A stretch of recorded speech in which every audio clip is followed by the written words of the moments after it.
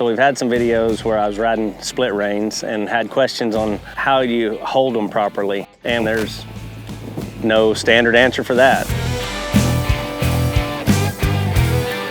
As I'm riding across the pasture, I'm usually holding the reins just like this, like I would say a cutter would hold one when you set it down on a cow.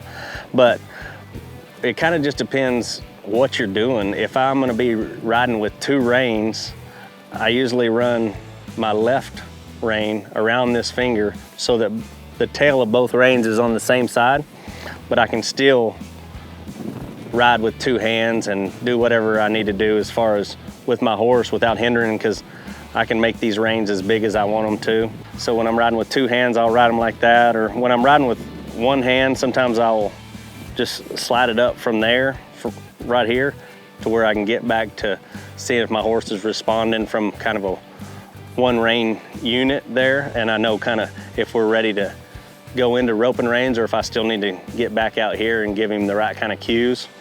And when you see me roping, there's really no difference in how you would hold a roping rein, just like this. That's basically exactly how I hold my reins, my split reins, except I just have a real long tail over here. Got my coils in that hand, roping this, and it feels no different to me other than I just have more hanging over the edge there. One thing I didn't mention when I said I wrap it around my left finger and the tail comes out at the same time.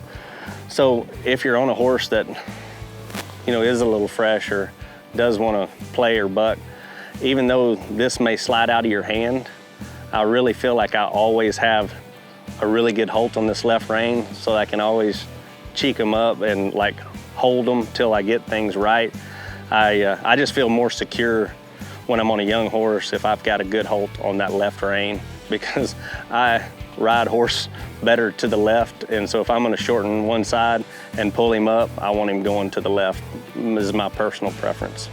Everybody says they don't ride split reins because they're afraid they'll ride them incorrect, and it can be a problem, but roping reins can also be rode incorrect. But I think with these several different ways to hold your reins, you'll know in what application to use them. So when you're trying to ride a horse with two hands, you hold it differently than if you're trying to, you know, cut a cow, or if you're wanting a horse to be able to, you know, neck rein, you can still do that by riding split reins without having to do this. You don't have to ride split reins like this all the time. People rope in them, but the reason you don't see me roping them at ropings or rodeos is because it's just more stuff to go wrong. Like when I'm holding them just like I do my roping reins, even though I have the same feel in the box, you know, if it catches a horse's leg wrong and it throws up in my coils or in my loop, there's just more potential for stuff to go wrong. And when you're roping at the kind of money that, I don't care if you're an amateur team roper or an open team roper,